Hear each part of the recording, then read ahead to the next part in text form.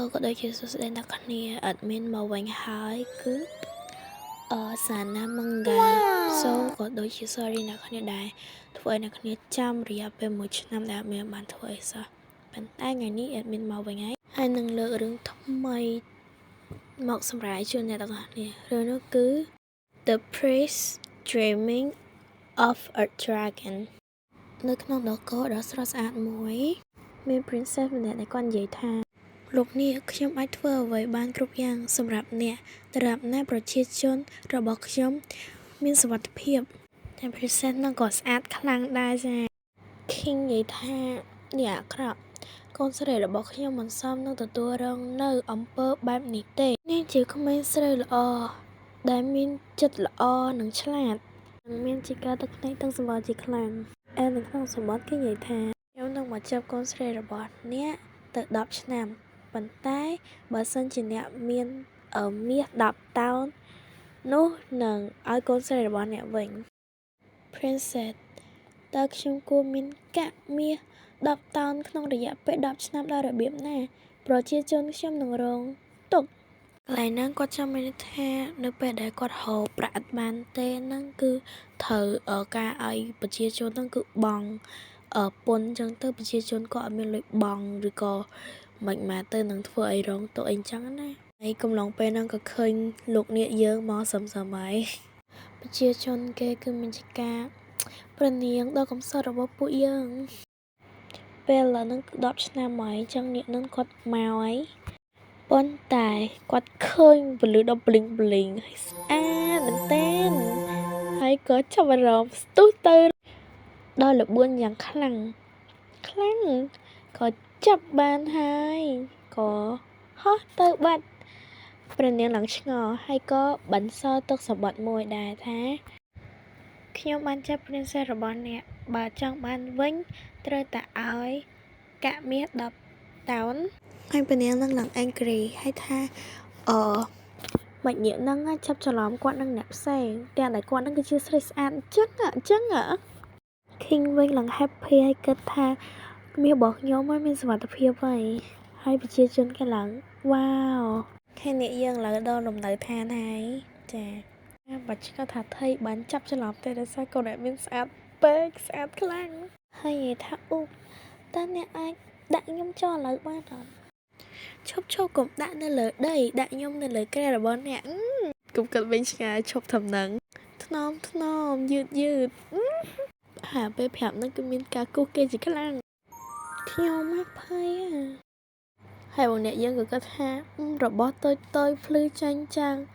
ដែលមើលទៅចិត្តគឺស្អាតចាហើយអ្នកស្អាតនឹងក៏និយាយថាអីក៏មិនអាចដកភ្នែកចេញពីខ្ញុំបានមែនហើយបងអ្នកនឹងនិយាយទាំងខឹងថារងចាំទីហ្នឹងចាំអ្នកក្លាហានមកជួយអ្នកស្អាតយើងក៏គិតថាខ្ញុំនឹងកំចាត់ណៃទាំងអស់ដែលមកប្រយុទ្ធតែតងនឹងណៃហ្នឹងគឺអត់មានបកប្រែហើយដល់ពេលបកប្រែគេថាអ្នកជីសេះប៉ុន្តែតាមមើលក្នុងរឿងណៃភាគច្រើនគឺដូចពួកអ្នកក្លាហានអីចឹងកំចាត់វិសេសឬក៏កំចាត់អីយកសន្តិភាពដូចបរោះជីសេះសមកជួយស្អាតអីចឹងហ្នឹងក៏អត់មានគេថាចាប់ពីថ្ងៃហ្នឹងតែអត់មានហៅណៃទាំងអស់តែតងនឹងពួកអាហ្នឹងណាអូខេចូលសាច់រឿងវិញខ្ញុំគ្រប់គ្រាន់នឹងវិហារដល់ឈ្គូនោះហើយខ្ញុំនឹងមិនត្រឡប់ទៅវិញធ្វើជាលោកឪពុកទេនៅក្នុងវិហារមានគូស្នេហ៍មួយគូហើយខាងប្រុសនឹងក៏និយាយថារ៉ែមខ្ញុំមានពាក្យនិយាយនឹងលោកឪពុកអីវ៉ាអាចចាំនៅខាងក្រៅបានទេខាងស្រីនឹងក៏និយាយថា of course darling ជាលោកឪពុករបស់ជាស្អាតហួសថ្លៃចាមកដល់កន្លែងនេះអត់មានគៀងតែម្ដងខាងប្រុសនឹងគេនិយាយថាចាខ្ញុំស្រឡាញ់មនុស្សពីរនាក់ប្រពន្ធខ្ញុំនិងសង្សាររបស់ខ្ញុំពួកគេក៏ស្រឡាញ់ខ្ញុំដែរខ្ញុំក៏ស្រឡាញ់ពួកគេដែរលោកឪពុកយើងគឺមានចការជ្រិញអ្នកមានជួគូជាខ្លាំងហើយគាត់គិតថាតំណែងតំណងនឹងវាអត់ល្អហើយកុំថាតែកូនអ្នកមានក៏កិនចឹងម្នាក់ប្រុសហ្នឹងក៏និយាយទៀតថាចាខ្ញុំដឹងថាខ្ញុំមិនត្រូវក្បត់ប្រពន្ធខ្ញុំទេ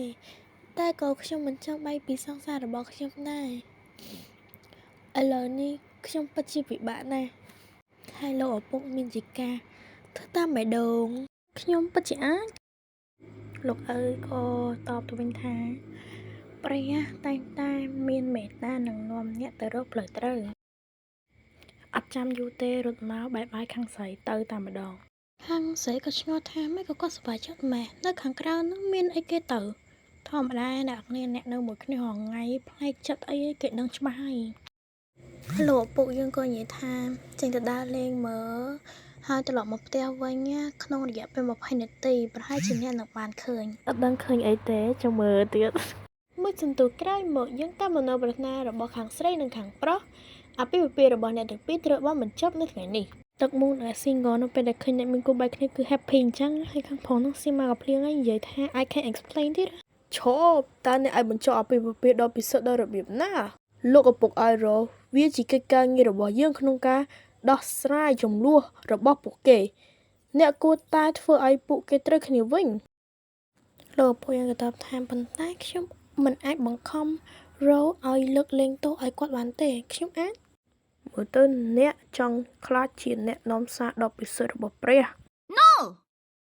ទេអ្នកនាំសាររបស់ព្រះហើយក៏គិតពេលនោះគ្នាត្រូវមួយទឹកមួយអីក៏ត្រូវខ្លំមើលអញញ៉ាំអីក៏ត្រូវខ្លំមើលហើយឲ្យញ៉ាំទឹកហើយនឹងផ្កាហើយនឹងខំខាំងក្នុងប្រាសាទនឹងជារៀងរហូតអត់ឲ្យឃើញពលឺព្រះអាទិត្យបន្ទាប់មកគឺត្រូវបូជាឲ្យទៅឲ្យព្រះហ្នឹងក៏ទៅជាការកើតណាហើយក៏តែខ្ញុំអាចទៅលើកំផែងដូចជាវាងដើម្បីលាព្រះអាទិត្យបានអត់លោកអាចារ្យធំហ្នឹងក៏តទៅវិញថាអ្នកអាចធ្វើបានប៉ុន្តែអ្នកនឹងដឹងអ្វីនឹងកើតឡើងប្រសិនជាអ្នកព្យាយាមរត់អ្នកសាស្ត្រយើងក៏គិតថាចាប់តាំងពីខ្ញុំត្រូវបានគេជ្រើសរើសឲ្យធ្វើជាបេក្ខភាពសម្រាប់អ្នកនាំសារដ៏ពិសិដ្ឋខ្ញុំបានមកជាមួយនឹងផែនការដើម្បីរត់គេចខ្លួនរាប់មិនអស់នៅពេលដែលធ្វើដំណើរហ្នឹងក៏មានអ្នកខ្លំមើលទៀតហើយគេនិយាយពីផែនការគេអ្នកស្រឡាញ់មាសនិងត្បូងដល់10ឆ្នាំមុនគាត់បានប្រាប់រាជវង្សថាគាត់នឹងមកយកព្រះនាងទៅឆ្ងាយនៅថ្ងៃនេះប៉ុន្តែតាមពិតទៅអ្វីដែលនាងស្រឡាញ់នោះគឺអ្វីដែលភ្លឺហើយប្លែកដូច្នេះគាត់នៅមិនស្គាល់ទេថាអ្នកណាជាព្រះនាងបន្ទាប់មកខ្ញុំមិនបានកាត់សក់ពណ៌តុងដែកដែលវែងរបស់ខ្ញុំទេខ្ញុំឈរក្រោមពន្លឺថ្ងៃហើយចាំងគ្រឿងអលង្ការរបស់ខ្ញុំដើម្បីទាក់ទាញការចាប់អារម្មណ៍របស់នាងហើយនាងពិតជាច្រឡំខ្ញុំនឹងព្រះនាងហើយក៏យកខ្ញុំទៅឆ្ងាយមានសោកឌឺឲ្យដាក់ដៃកណ្ដាលឲ្យទៀតហើយអ្នករាយការណ៍នឹងក៏គិតទៅថាតើយើងធ្វើមិនទៅហើយអ្នករាយការណ៍មួយទៀតថាទៅរាយការណ៍សិនតាមវិធីនេះខ្ញុំអាចរត់គេចពីព្រះវិហារហើយពួកគេអាចធ្វើអ្វីខ្ញុំឡើយហើយអង្គុយញ៉ាំសាច់លេង enjoy life ហ្មងហើយលោកនាងនឹងកើតក្នុងចិត្តថាហេតុអីបានជាណៃនឹងមិនទាន់មកទៀតក្មេងស្រីម្នាក់នឹងញ៉ាំសាច់របស់គាត់អស់ហើយក៏អត់មានក៏គិតអំពីផែនការរបស់គេហ្នឹងណាថាអ្នកនាំសារដ៏ពិសិដ្ឋគ្រាន់តែជា Virgin ហ្នឹងប៉ុន្តែឥឡូវនេះខ្ញុំមិនចាំបាច់រក្សាព្រហ្មចារីរបស់ខ្ញុំទៀតទេទីបំផុតខ្ញុំអាចទទួលបានមិត្តប្រុសដ៏សង្ហាម្នាក់ហើយគិតបដាសោយក្នុងការគិតណាសូអត់មានអីនិយាយហើយក៏អរគុណអ្នកទាំងអស់គ្នាកុំភ្លេច Subscribe ឲ្យមានហង So bye